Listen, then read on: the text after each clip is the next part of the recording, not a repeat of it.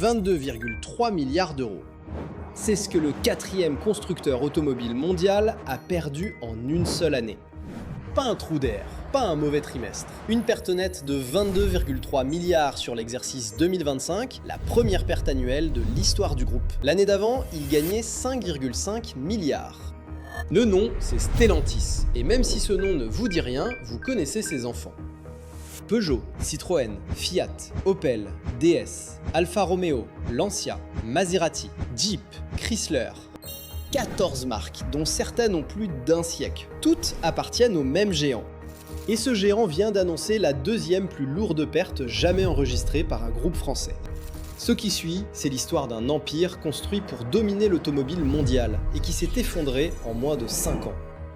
L'histoire d'un plan qui était brillant sur le papier, qui a vidé 14 marques de l'intérieur, qui a fait fuir les clients, éjecté le patron et fini dans un trou de 22 milliards. Sauf que pour nous, en France, c'est pas une histoire d'entreprise. Peugeot et Citroën, ce sont les voitures les plus vendues du pays. Ce sont des usines à Sochaux, à Poissy, à Mulhouse, à Rennes, c'est la 208 devant chez vous. Et c'est un moteur, le PureTech, monté dans des millions de voitures françaises, qui détruit ses propres pistons. Certains de noms sont des légendes. C'est ce qui en fait une tragédie, et pas simplement une mauvaise année. Pour comprendre l'ampleur de la chute, il faut comprendre ce que Stellantis devait être. Deux géants en difficulté fusionnent. D'un côté, le groupe français PSA, Peugeot, Citroën, Opel, DS. De l'autre, Fiat Chrysler, Fiat, Jeep, Chrysler, Dodge, Ram, Alfa Romeo, Lancia, Maserati. Vous les mettez ensemble, et du jour au lendemain, vous obtenez l'un des plus gros constructeurs de la planète. 14 marques, une présence sur presque tous les continents. L'homme derrière l'opération s'appelle Carlos Tavares, un dirigeant portugais réputé pour sa dureté, le plus grand coupeur de coups de l'industrie, celui qui avait déjà ramené Peugeot du bord de la faillite une première fois. Sa logique est simple, et sur le papier, presque indiscutable. L'automobile coûte une fortune. Développer une plateforme, le squelette sur lequel une voiture est construite, coûte des milliards. Alors pourquoi 14 marques dépenseraient-elles chacune des milliards pour la même chose ? On fusionne, on partage les plateformes, on partage les moteurs, on supprime les doublons et on imprime de l'argent. Tavares voulait un groupe assez gros et assez maigre pour affronter Volkswagen et Toyota sur leur propre terrain. Pendant un moment, ça a fonctionné exactement comme promis. Les coupes ont produit des profits énormes, des marges records, Tavares était célébré partout comme un génie. Mais il y avait une pourriture dans le plan dès le premier jour. Quand vous forcez 14 marques à partager les mêmes plateformes, les mêmes moteurs, les mêmes pièces, vous économisez une fortune. Vous supprimez aussi exactement ce qui rendait chacune spéciale. Une Alfa Romeo est censée ne rien avoir en commun avec une Opel. Une Maserati est censée ne ressembler à rien d'autre sur la route. Mais quand elles sortent toutes du même bac à pièces, quand elles partagent les mêmes composants qu'une Peugeot d'entrée de gamme, la magie s'évapore. Le caractère est essoré, il ne reste que le logo.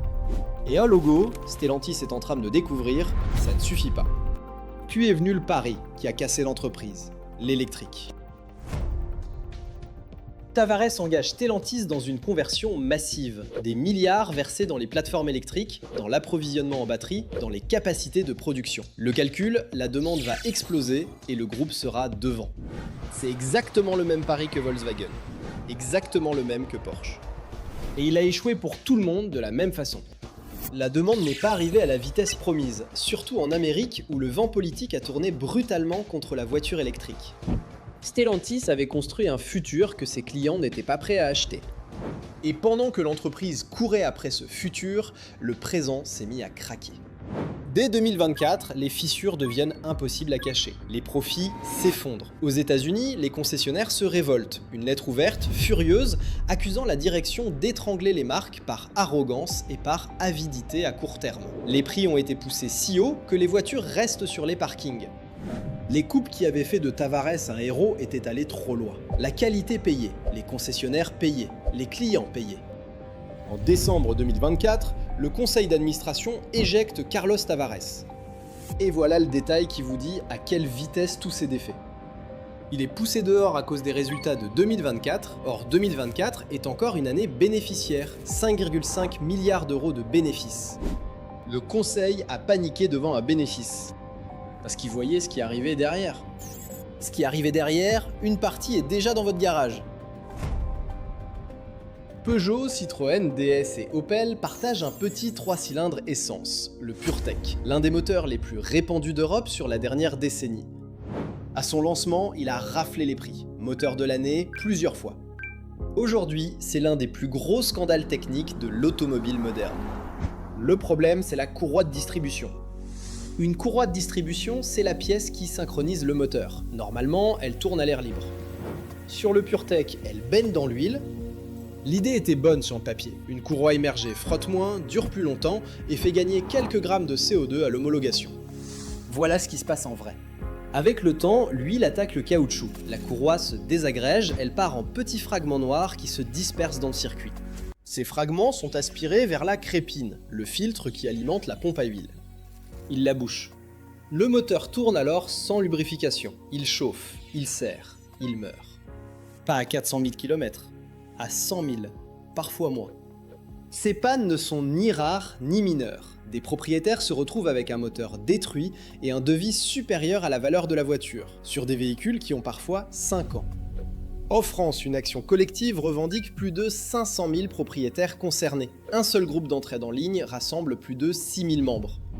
Alors Stellantis a réagi. Le groupe a étendu la garantie de ce moteur à 10 ans ou 180 000 km. Réfléchissez une seconde à ce que ça signifie. Un constructeur n'étend pas une garantie à 10 ans par générosité, il le fait quand il sait. Mais la prise en charge se décide au cas par cas. Un propriétaire s'est vu refuser son dossier parce qu'entre 2 entretiens, il avait laissé passer 5 mois de trop. Une autre a vu sa courroie se désagréger à moins de 6 ans et 85 000 km, sur un moteur annoncé pour 10 ans. Le garagiste lui a répondu que c'était une question de conduite. Un autre encore a été rapatrié par son assurance depuis 600 km. Verdict, courroie désagrégée. Il avait rendez-vous le jour même pour la faire changer, et l'argument du constructeur revient à renvoyer la faute vers l'entretien. Sauf que beaucoup de ces témoignages viennent de conducteurs méticuleux, qui ont fait toutes leurs révisions en concession, à la date, avec l'huile préconisée. Le dossier est même monté à l'Assemblée nationale, où une question écrite dénonce cette gestion au cas par cas et l'insuffisance des prises en charge. Et depuis mi-2022, Stellantis a discrètement abandonné cette courroie. Les nouveaux moteurs sont revenus à une chaîne. Le constructeur a corrigé, sans jamais reconnaître qu'il s'était trompé. Maintenant, regardez ce que ça veut dire pour l'entreprise. Un groupe déjà en difficulté financière qui perd des milliards se retrouve à devoir remplacer des moteurs dans des voitures qu'il a déjà vendues, parce que l'économie réalisée au cœur de ces modèles les plus vendus détruit ces modèles. Voilà à quoi ressemble la réduction des coûts vue d'en bas. Pas une ligne dans un rapport financier. Une famille avec un moteur mort dans une voiture de 5 ans, une facture qu'elle n'avait pas vue venir et pas les moyens de la payer. Un moteur primé devenu un passif. C'est le symbole parfait de tout ce qui s'est passé ici. Le chiffre du titre, aussi choquant soit-il, cache la vraie histoire. Parce que le vrai coût ne se mesure pas dans la perte d'une année. Il se mesure dans ce qui est arrivé aux marques elles-mêmes. Alors passons les décombres en revue, un nom célèbre après l'autre. Maserati, le joyau, la marque censée aller chercher Ferrari, l'incarnation du luxe italien. Les ventes se sont effondrées en une seule année. La marque perd de l'argent. Stellantis a coupé les investissements et annulé l'avenir électrique qui devait la sauver. Quand le nom le plus glamour de votre empire saigne et que vous supprimez son futur, ça vous dit à quelle profondeur va le problème. Alfa Romeo, un siècle de course automobile. Sous Stellantis, la marque est devenue synonyme de problèmes de fiabilité, classée en bas de tableau dans les grandes études indépendantes. Et les humiliations s'enchaînent quand Alfa lance une petite voiture baptisée Milano, le gouvernement italien s'insurge qu'une voiture portant le nom de Milan ne soit même pas construite en Italie, rebaptisée en catastrophe. Lancia, l'un des constructeurs les plus inventifs de l'histoire, championne du monde des rallyes. Aujourd'hui, Lancia se résume à un modèle maintenu en vie artificiellement, un fantôme de marque qui existe surtout sur le papier. DS, un autre genre d'échec. Stellantis a voulu fabriquer une marque premium française à partir de rien. Une réponse à Audi et BMW, construite sur les mêmes bases qu'une Citroën et vendue au prix du luxe. Les acheteurs ont vu clair immédiatement. DS se vend en quantité minuscule et décode violemment, parce que personne n'en veut d'occasion. On ne fabrique pas du prestige avec un logo. Chrysler. De l'autre côté de l'Atlantique, un pilier de l'industrie américaine, privé d'investissement pendant des années, réduit à un seul modèle vieillissant. Laissé de périr pendant que l'argent partait ailleurs, Fiat, le cœur historique de tout l'Empire. La marque qui a mis l'Italie sur roue et donné au monde la 500. Sa gamme s'est réduite à une poignée de modèles. La 500 électrique, censée être le nouveau départ, a été vendue si cher et si lentement que la production a été suspendue à plusieurs reprises. Reculez et regardez le tableau d'ensemble. 14 marques, chacune avec son histoire, jetées dans la même machine. La machine a essoré les coûts, et avec eux, le caractère. Le glamour de Maserati, la passion d'Alfa, l'invention de Lancia, l'héritage de Chrysler, tout sacrifié au tableur. Les logos sont restés. La magie, non. Février 2026. Un nouveau patron, Antonio Filosa, a pris les commandes à l'été 2025. Son travail, regarder les comptes en face. Voilà ce qu'il a publié. Chiffre d'affaires, 153,5 milliards d'euros en recul de 2%. Perte nette, 22,3 milliards. La cause, 25,4 milliards de charges exceptionnelles. Des actifs dépréciés, c'est-à-dire de la valeur rayée des livres, dont 6,58 milliards sur une seule plateforme. Une plateforme électrique développée, payée et ramenée à zéro. Maintenant, le chiffre dont personne ne parle et qui est le plus parlant de tous. Hors éléments exceptionnels, la perte opérationnelle est de 842 millions d'euros. Une marge à moins 0,5%. Autrement dit, même en mettant de côté les écritures comptables, l'activité perd de l'argent en tournant, pour la première fois. Le flux de trésorerie industrielle est négatif de 4,5 milliards. L'argent sort de l'entreprise. Et le détail que je trouve le plus révélateur, le groupe a livré 5,48 millions de véhicules, en légère hausse. Les volumes montent, le chiffre d'affaires baisse. Ils vendent plus de voitures et encaissent moins d'argent. Le conseil d'administration a suspendu le dividende au titre de 2025. Ajoutez à ça plusieurs milliards provisionnés pour des problèmes de qualité sur les produits. Vous vous souvenez de la courroie ? Elle a un prix et il est maintenant dans le bilan. Revenons chez nous, parce que le mot français mérite qu'on s'y arrête. En 2021, on nous a vendu cette fusion comme un mariage entre égaux. PSA, le français, et Fiat Chrysler, l'italo-américain, unis à parts égales. Regardons qui commande aujourd'hui. Le siège de Stellantis est à Amsterdam, aux Pays-Bas, où les dividendes et les plus-values ne sont pas taxés. Le premier actionnaire, c'est Exor, la holding de la famille Agnelli, les fondateurs de Fiat. Environ 14% du capital. La famille Peugeot, environ 7%. L'État français, via BPI France, environ 6%. Additionnez, les intérêts français pèsent moins que la seule famille italienne. Et le patron nommé à l'été 2025, Antonio Filosa, est italo-brésilien. PSA a sauvé Fiat Chrysler de la faillite en 2021. 5 ans plus tard, le siège est néerlandais, le premier actionnaire est italien et le patron n'est pas français. Voilà ce que français veut encore dire. Et pendant que le centre de gravité s'éloignait, les usines, elles, sont restées. Avec les conséquences.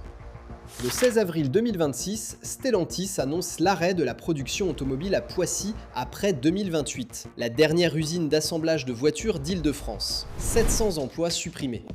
À son apogée, dans les années 1970, Poissy employait 27 000 personnes. En 2025, elle tournait à 58% de ses capacités après que le groupe a annulé le seul nouveau modèle qui lui était promis.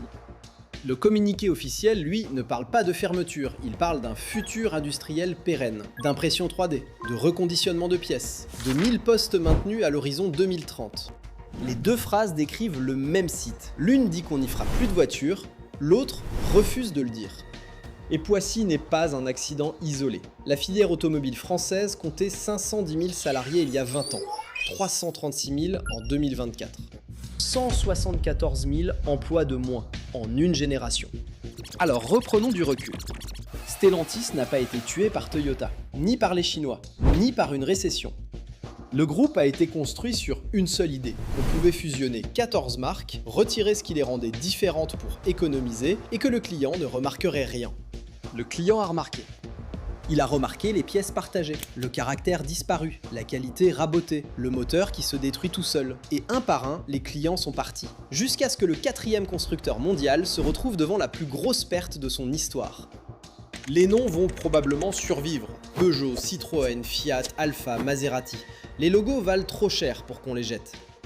La vraie question est celle qui reste sans réponse. Est-ce qu'il reste sous ces logos quelque chose à sauver? Assez d'âme pour que ces voitures redeviennent un jour ce qu'elles étaient.